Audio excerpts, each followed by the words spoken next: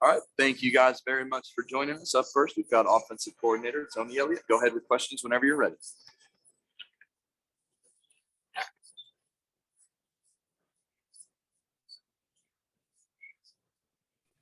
Hey, Tony, Lawton Swan. Give us some insight into that final drive. I know you were aided by a couple of penalties by FSU, but more specifically, Will Shipley's run and what you were seeing late in the game. Late in the game, so we started that series with a move the pocket situation. I think in the second half, we had some guys go down up front. Trotter went down. Putnam was in and out. So we had some younger guys in there, had a little bit of issue with some protection stuff. So, some of our drop back stuff didn't feel quite as good. So we moved the pocket there to try and get out. So we got that first PI, and then we came back and had a quick game concept. DJ did a good job of pulling it down and running. We got another penalty there, and then with Shipley, biggest thing there is just trying to create a little bit of misdirection. You saw it was a divide play with the tight end, working back across. See, could we flat foot those linebackers and create a crease before the safety got there? And you just saw Will Shipley and what we all know about him, but it was good for everybody else to be able to see he's got the heart of a champion. He's been banged up. He came back off of injury, probably a week before anybody anticipated. Man, he keeps battling himself. And then Phil was nicked up a little bit, so we didn't have much of a rotation there late in the half. So the biggest thing was just trying to, create a little bit of movement up front and see could Shipley find a running lane, and he was able to pop it, and then he did the rest on his own. Hey, Tony, this is Anna with Clemson 24/7. How much of an issue, I guess, I know it was an issue, but I guess a myriad of issues for the tackles lost tonight. I think Florida State had about 11. Say again, now tackles for loss. Yeah, so we started the game there. It was a tough situation. Didn't quite get the leverage on the bubble. Then we had a couple of sacks and some TFLs, in the passing game. So they're very disruptive. They're very, very athletic. That's an area where we've been pretty good in terms of giving up tackles for loss, but obviously didn't do as good tonight. Then we had some breakdowns in protection, and then I thought in the quarterback run game we didn't quite get as much, as I was hoping. But the running backs were able to be effective in the run game to counter those losses that we had. Tony, I'm sorry if you've already talked about this, but just with the quarterback situation, was there any talk of playing Tyson in here? What was kind of the game plan coming into the game there?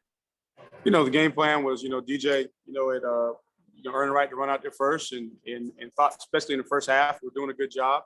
Obviously, there were a couple situations where Florida State had a good call and we had to throw the ball away. And, second half, we were in a dog fight. And DJ's doing a good job of leading us, trying to manage the game, as best he can. Obviously, there were some situations where just some fluke stuff, we get beat early on a quick, we're trying to run a little ISO route with the tight end at about 8 yards. And, we get beat really quick and, we have a strip sack. A strip fumble recovery for a touchdown. So, in the heat of the battle, DJ is the most battle tested, and that's who we decided to go with.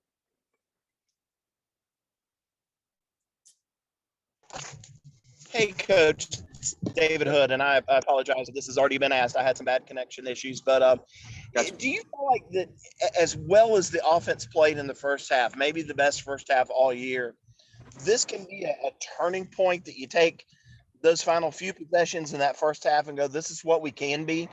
Correct. I think in the first half, all but maybe one or two, we had opportunity to score points, and unfortunately, BT's going to bounce back. We love BT and he's carried us, this season. He's made us right. And so we had a couple opportunities where we were in position. We didn't finish. So, biggest disappointment was that consistency in the second half. And I think that when, we had a little mix up in the shuffle up front, kind of threw off the timing and the rhythm just a little bit. We were able to settle back in, but definitely. And I think the combination of the first half, and then when our backs were against the wall, to go be able to score a touchdown to give ourselves an opportunity to win the game. Those are going to be the things that we're going to really harp. Man, guys are playing hard. Guys are playing banged up. Proud of Putnam. Putnam's one of the toughest young men that we have. He was playing on an ankle. He went out for a little while. He sucked it up. Shipley was battling. He's coming off of his injury. Continuing to work through that. And Obviously, 25 carries, you're going to have other bumps and bruises. So there's a lot of positives. There's still a lot of things that we can clean up. We got to get better on third down. We got to eliminate the TFLs. Can't give up sacks. We got to make sure,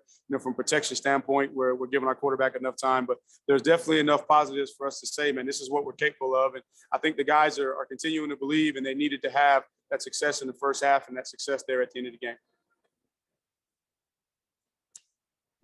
Coach Elliott, Rob Gilchrist, WCRS 1450 AM, 90.5 FM.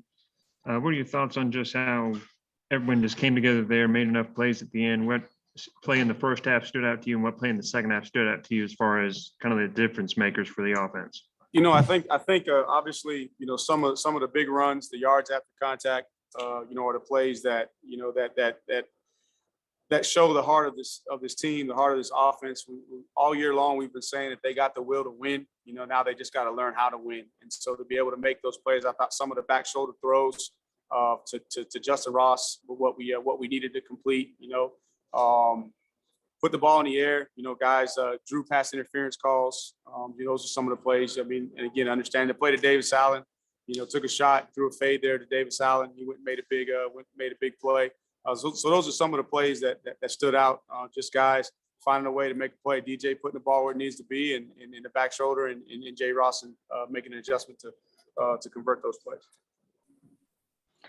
Hey, Tony, it's Anna again. Just overall, how would you assess how DJ played tonight? I think it was good at times. Obviously, a couple things we'd like to be able to clean up, ball placement a little bit, but he just continues to lead. What I did like is several times during TV timeouts, as the offense was getting ready, was in the huddle getting ready to go out, I could hear him through the headset, through one of the other mics of the coaches, that he was in there, challenging the guys from a leadership standpoint. And as long as we continue to have that from him, he's going to continue to critique himself and work on the fundamentals and get better. So, he gave us a chance to win the football game by managing and making enough plays. And that's what you ask your quarterback to do. Hey, Coach, this is Todd in Greenville. What happened to Mason Trotter, and how worrisome was it to see two more guys leaving early like that? I haven't gotten the overall prognosis on Mason. He was in the locker room, so that was encouraging. I know that they just told me he wasn't going to be able to return. Putnam did return, so I know Coach will have a full injury update probably by the time he does his press conference. But it's kind of how the season is going. We come in this week and Kobe's down. And then we lose a couple linemen throughout the course of the game. So you had Trotter and you had Putnam go out at the same time, and it's next man up. And we can't make any excuses. We got to adapt and overcome. So in the heat of the game, it's not so worrisome. Other than, hey, we got to figure out, okay, what can these guys do? What do we need to do to get these guys into the flow of the game so that we can get that cohesion and chemistry to be able to run the ball the way we needed to, and then efficiently pass the ball from a protection standpoint. What's it like to be able to lean on true freshman running backs and what they've been able to do? Man, first and foremost, I don't think that those guys get enough praise for the type of young men that they are. Very, very mature about their business. You're talking about guys that are mature beyond their years, both mentally and physically.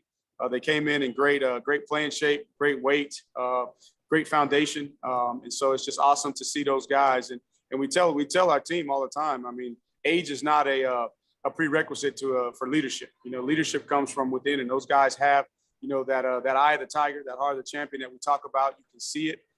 It resonates in everything that they do on and off the field.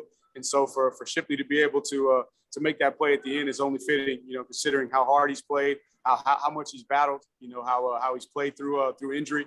And then Maffa as well, an opportunity to started the year thinking about red shirt. And then in the last couple of games here, he's really, really stepped up and made some big plays for us. Speaking of Will, he came out this week. I really haven't heard a freshman say this, and said he wanted to be the alpha. He wanted to be the leader, and all eyes were going to be on him after that. He wouldn't be denied on that last touchdown. Is it okay for a freshman to be a leader? Do you see him starting to step into that role? Oh, no doubt.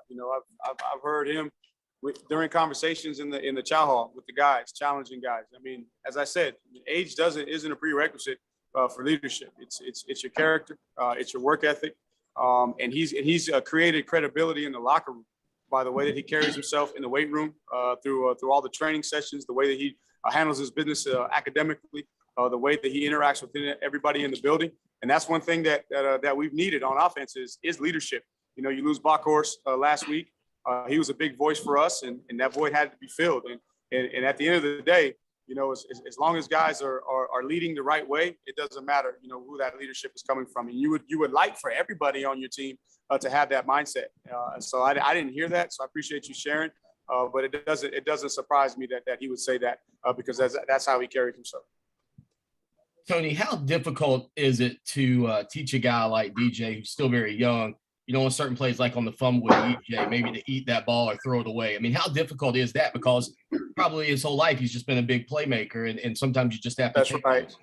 You know, and I think what you got to take into consideration from everybody is that a lot of things you got to learn in the heat of battle. You know, you would think that he would like to would know to throw that ball on the ground once EJ slipped on the screen there. Would have liked to have really wanted him to try and force that ball to Shipley over there, because once we get, you know, that back clear, we're trying to get that ball over there. But he saw something and he goes back to his second read and just throw the ball in the dirt right there. But he'll learn and he'll grow.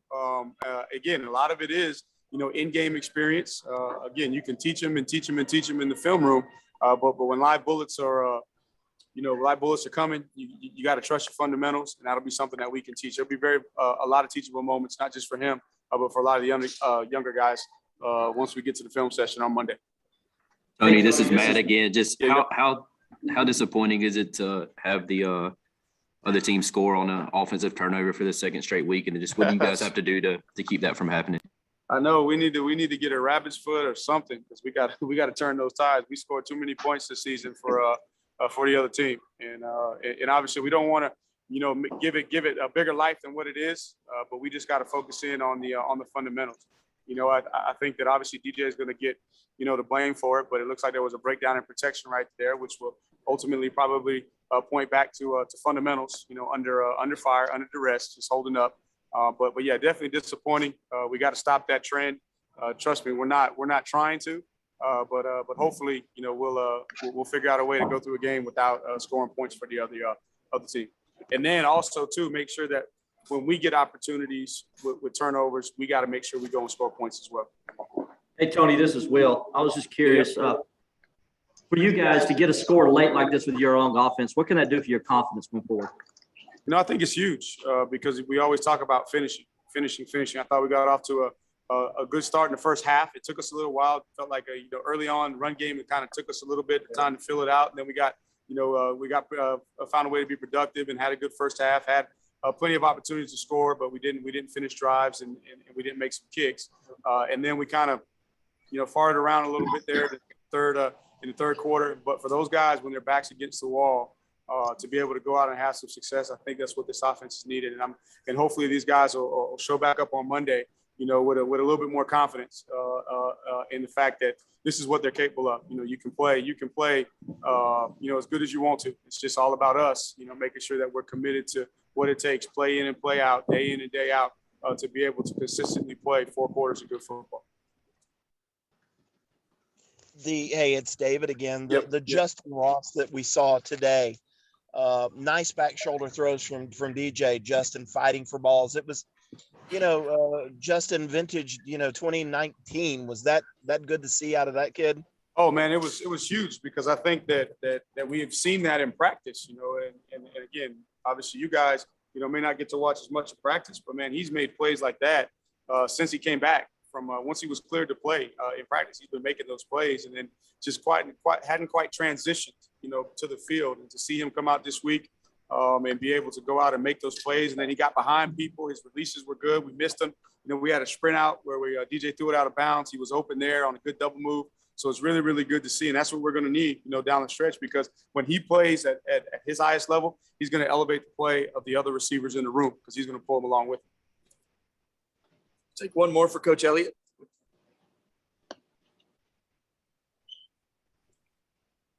Okay. Tony, this is Matt again. Sorry, I was just going to ask about that sequence at the end of the first half. I know y'all had pretty good field position, just not getting some points there. Could you kind of take me through?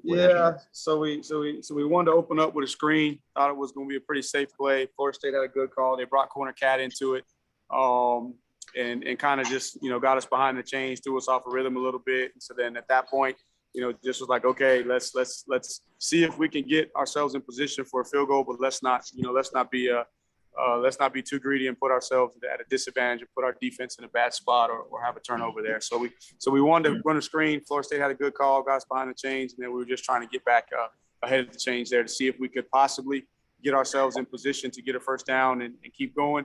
If not, then play it safe.